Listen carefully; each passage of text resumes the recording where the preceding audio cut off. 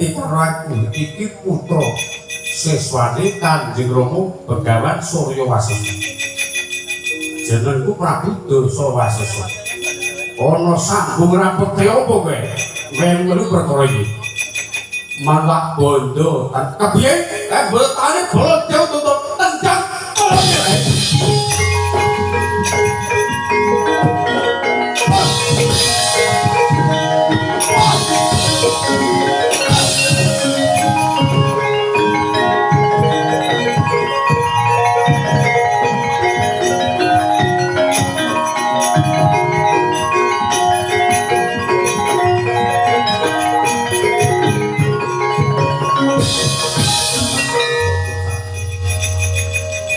Yayak Sripi ngoto mandul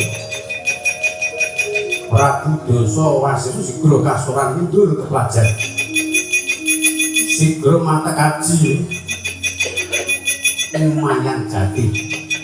Prabu Dursa Wasesa mata kaji Kumayan Jati saengga saged damel petening wana glagah dirunu kaya dene ana pedhut ing angen danu saengga nata manduru tuwin Purwadya Baladrawati Samyo kecalan kiblat, dugolor klel kidul, dugo kidul klel lor.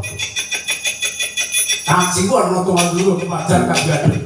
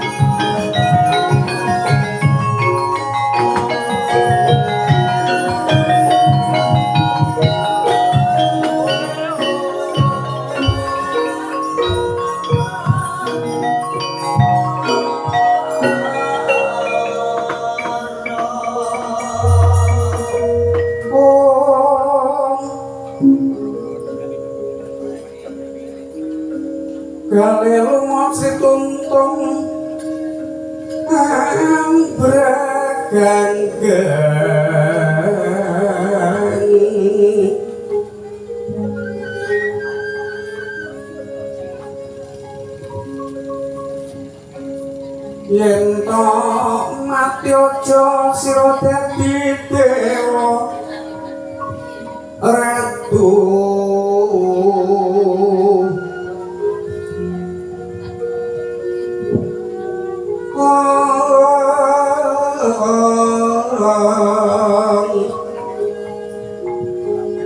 sukma lan raga puntang kaltingan uncating sukma dedencengan leraganing kulawan lumut manut ilinin tirto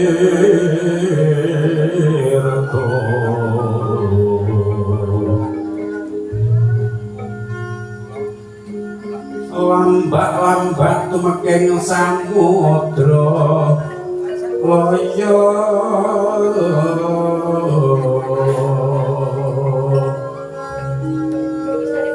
lebur katiuping mondro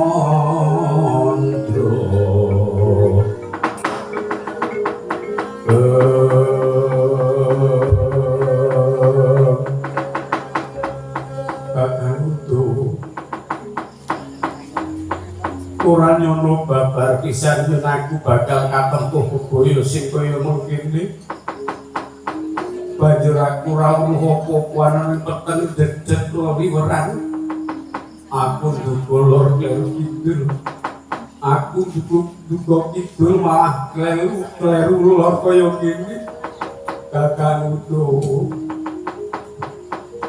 aduh sinuhun kamu kok kadang Kyai Setyaki menika ical kula kedhepaken kados kajeng ana angin ya saking ini utuh wadya kula kuwi padha kumpulna sak perkara rada nyingkiri saka bebaya iki amarga bebaya senajan petendedet kaya mengkene kaya dene perbawani kaya gegirisi isi tulung adikku Setyaki golek ana ayo padha semingkir minta mangsing Jawata mbok menawa kejalto bisa paling padhang bisa wencacko ngalas lagah tinono Duh,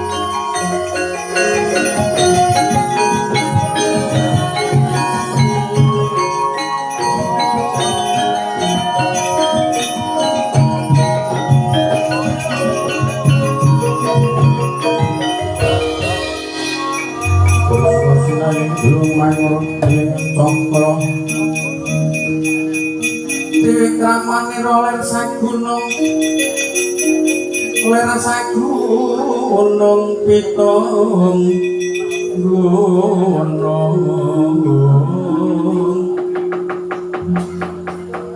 mangil ngotukaning gunung Pancatyono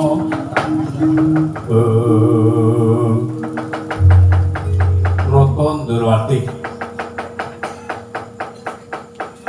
amriksane kawontenan wana glagah pinunuk wis priksa yen to kawontenan wana petendedet datang Kanyono Prabu Dasawasesa Nakala Alsa Amboya Bathara Kresna Bathara Kresna sigra katubruk saking pengkeran sigra kaberta ngambah Jumantara Alsa kaboyong wonten negari Astina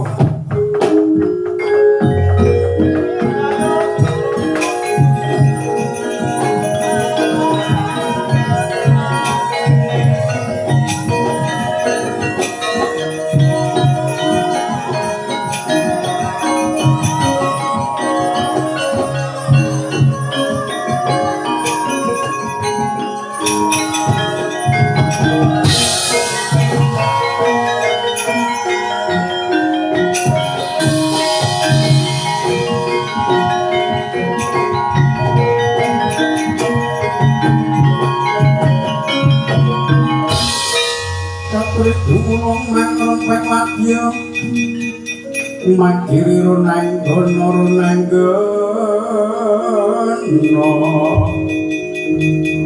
magawe gelar sira wangi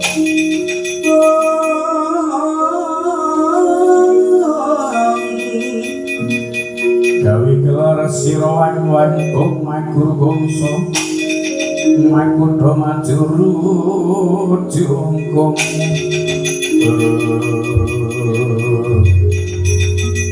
Wiladala lah sapa sing mewani nubruk aku saka pungkuran Bathara Kresna dadi semulumu aku Prabu Dasawasesa putra seswane Kanjeng Suryawasesa kowe anake Suryawasesa yo mengko karep apa kowe dadak nyekel aku saka pungkuran dadi sumurmu yen to Pandhawa kuwi gelem tandha tapasta nanging kowe kudu luwih dhisik tandha tapasta kowe bakal adepake ngarsane Kanjeng Rama Resi Surya Wasisa. Iya, aku malah kepeneran tewas kepeneran mergo aku pancet kepengin weruh karo bapakmu sing jenenge Surya Wasisa. Upamane aku pengen nipake kowe tak kira ora jam-jaman kowe bakal lagi parek kontal tambuh tibane rasa koken wis kosong kowe tak boyo mancing mergo pasti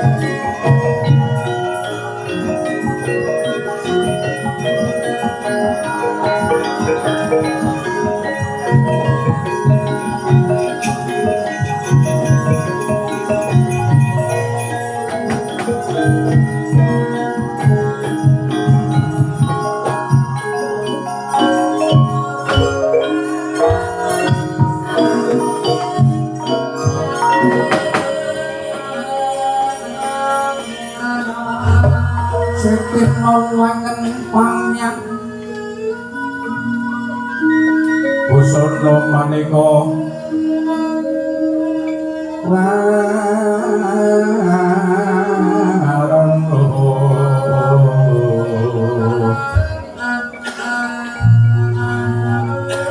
renggeng kencana retno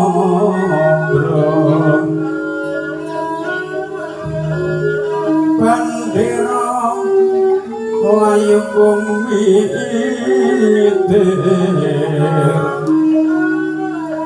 sindrang pangresik maruta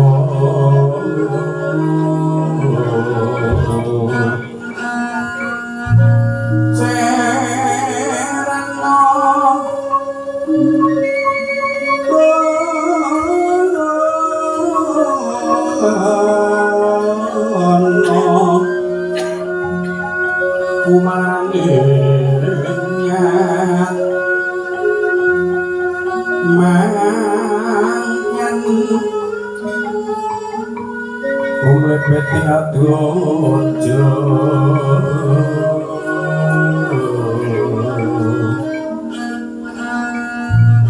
Sombrasto kayu kang prapal Kuswituan treng siti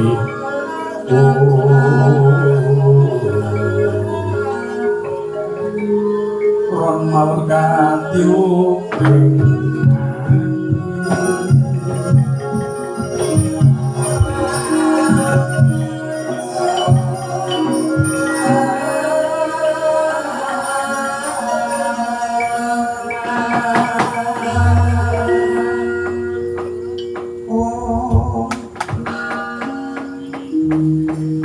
Kang Winursita pinaka sabeting cinarita nggih kusaka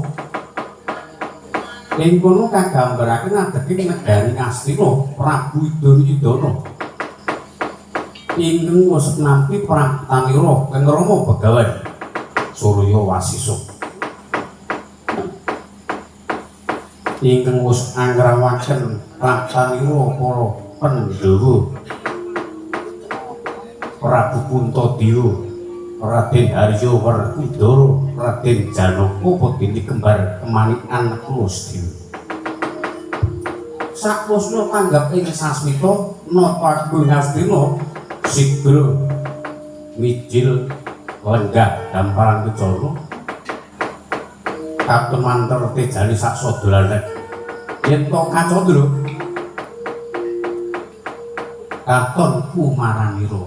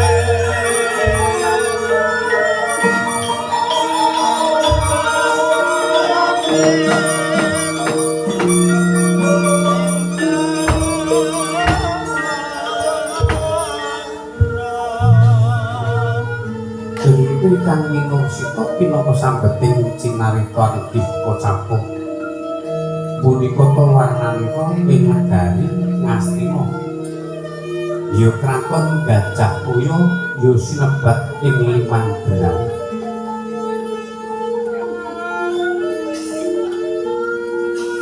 Waspada dumugi manca negari yen to kraton Ngastina pinangka papan ingkang gawat liwat pinget tepan pariyangker kagila-gila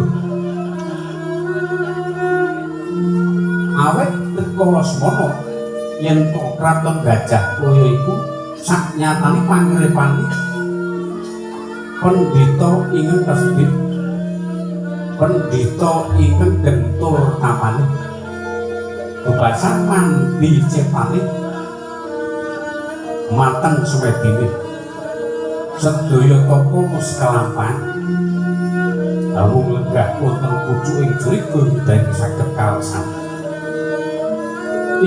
Ayasa negari Ngastina ambabati kawontenan ingkang pepeteng. Kawontenan tasih ana Gumiwanginuh yaiku pendhita ingkang keparang Begawan Palasara.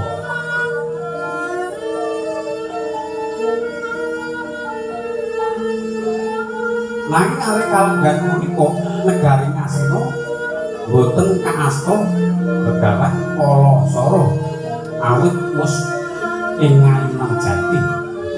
Sapunika negari Ngastina binasta Nalendra ing agung unsarane Kuciwati Nalendra ing Daksura ing anggadhahi penggalih watak adigang adiku ngadiguna namung anuju kamurkan sinten dosa namanira ing asta panguwaos jejuluk Prabu Duryudana ya Jaka Pitana ya Gendari Putra ya Santri Mamangsa.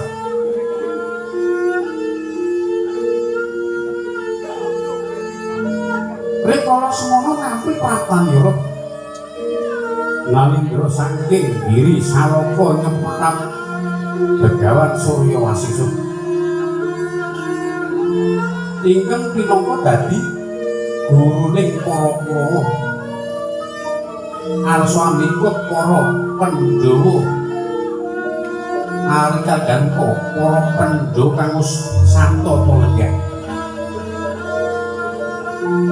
iku wis jajar lenggah pangesimur ing Astina ingkang ajejuluk Sang Prabu Puntabiru.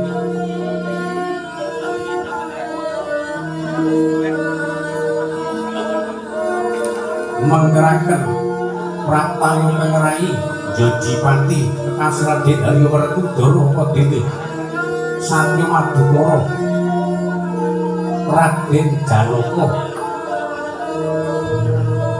lan Raden Kulan Sedewu tanggap ing sasmita Letagung Astiwarsa Kurupeng Daya ingkang dereng kawijil ing lisan Sakmangkih kepareng Uji Tandri.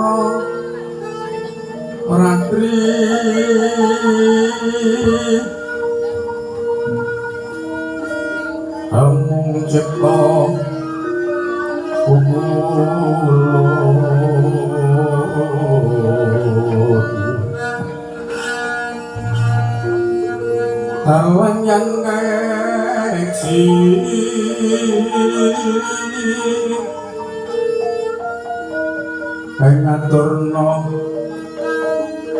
Sang Junda mani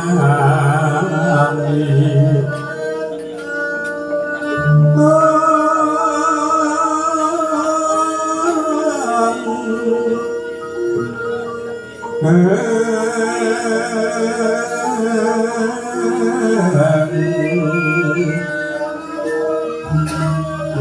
kagungan to sing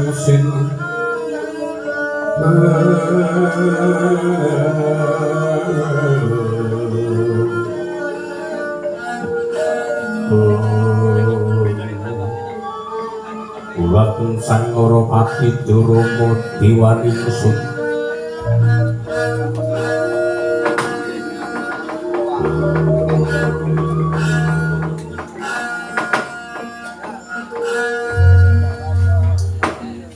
Kumbir Pinta Pinomo Cipto Sinerat Bau Lelangku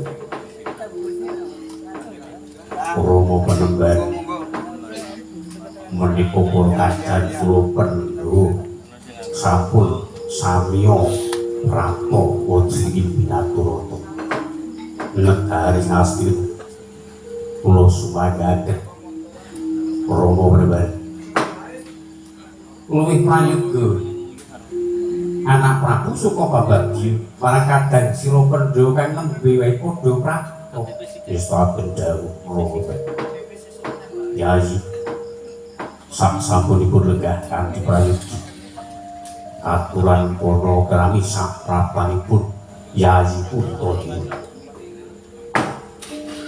wong yen sukma karo kasadhining kados nampi pangestu dalem Koko Prabu winantu ing Karajan bekti kula kunjuk Koko Prabu Diri Widono inggih kula tampi kula ketelaken wonten pranuja dalah sami-sami kasinggihan Yayi Seno padha Kanjeng Arjuna Yayi Werkudara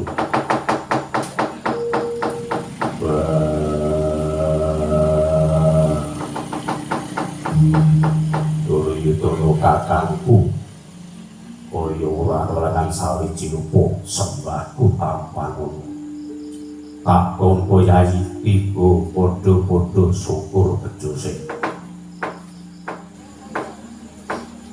Janaka padha Kanjeng Arjuna pangestu dalem Koko Prabu winantu ing Karajan nuwun bekti kula kunjuk Koko Prabu ya tak tampa tiba padha-padha Koko Prabu kula ngaturaken pangabekti Koko Prabu kula ngaturaken pangabekti ya jiwas kembar tak tampa sampun menika Rama menawi kula sumangaken dhateng panjenengan jalan panjenengan ngersakaken prapanipun kadang kula Pendu pramila kula sumangaken sapertaipun wae jagat diwuku wong jan sukma dhewe monggo to nggih anak Prabu Puntodina lan kabeh wae jeneng sira padha Prapto ingkang isine bakal ngudi ngelmu merga para Kurawa wis padha meguru marang aku mung kali Pandhawa kepengin wejangan ngelmu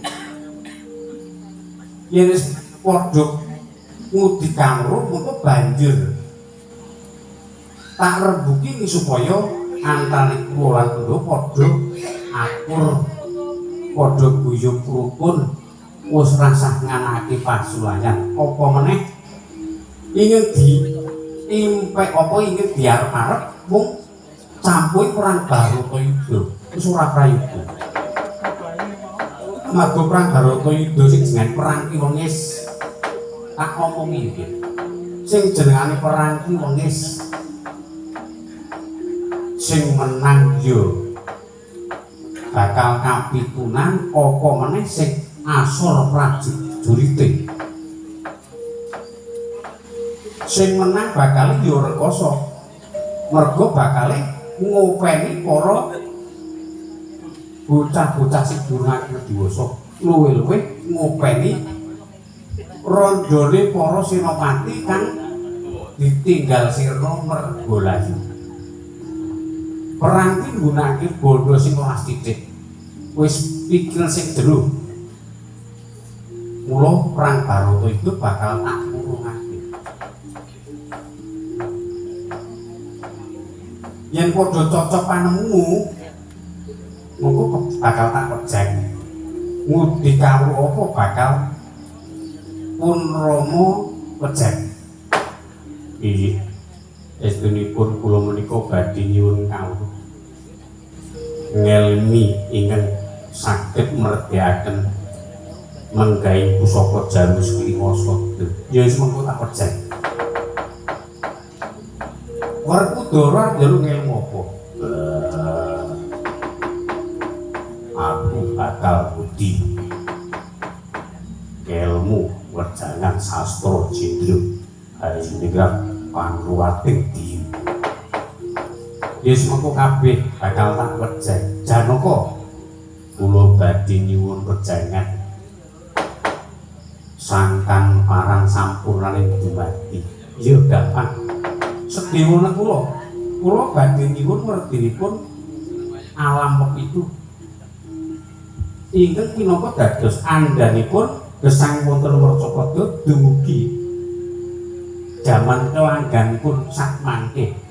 Yes mengko bocah kembar tak pejang. Kabeh bakal tak wedang munggahi pun Rama nyuwun kudu mbangun miturut pendolan Kurawa kudu akur ora kena bansin di bansiladan. Sagu apa ora antane Kurawa lan Pandhawa padha akur. Menawi kula saged nuwun kepiye sirna ya aku manut. Menika kula nggih sampun saged lan kadang-kadang kula Pandhawa nggih nayogani samya uyuh rukun dhateng kula. Wis pancen padha miturut bangun miturut padha akur. Perang Barata itu bakal tak murungake. Negara Ngastina mengko bakal tak paro dadi loro Sigar Semaka sing separo ana ngersane Anggir Puntadewa sing separo ana ngersane Anggir Duryudana. Mung wae sadurunge nampa bumi Ngastina anak-anakku Pandhawa Kurawa ing supaya tandha Tapakasta luwih dhisik amarga sing tak kuwatirake tembune ana rasa panggugate antare kadang karo kadang. Saguh apa ora padha tandha Tapakasta luwih dhisik. Menawi kula saged menawi kula nggih saged kemawon kepiye sirna aku saduh Janaka kepiye kula nderek kemawon. Kula nderek kemawon kula semanten penuh dinderek. Bos padha saguh kabeh. Puntadewa saguh. Inggih saged namung kemawon Rama. Gandeng kula menika dadah sesepuh pengayom negari Ngamarta. Kula purun tandha Tapakasta nanging kula nyuwun rawuhipun Kaka Prabu Bathara Kresna. Jalan menika minangka sesepuh lan pengayom. Dasaripun Kaka Prabu Bathara Kresna menika botohipun Pandhawa menawi wonten perang Baratayuda. Kula purun tandha Tapakasta menawi Kaka Prabu Bathara Kresna dipun rawuhaken lan kersa tandha Tapakasta lan terus putih Rama berbaik. Yes, antek nganun Bathara Kresna. Kira-kira bakal utusan para raja supaya Boyong Kresna. Tak kira ora gantang metu Bathara Kresna. Mengko bakal kaboyong negara Ngastina. Kepiye sira monggo panemu cocok apa ora Kaka Prabu Bathara Kresna ing supaya tandha Tapakasta luwih prayoga ganti Kresna kakangku ki sesepuh negara Ngamarta mengkono sih. Wes mung kuwi anggonmu duwe penunan tasih malih Rama Kendhat Angka kalih kula nyuwun rawuhipun Kakang Semar. Dalan Kakang Semar menika pemomonge Pandhawa. Kula aturi ngrawuhaken supados anekseni Pandhawa anggenipun sami tandha tapa asta. Yes monggo Pak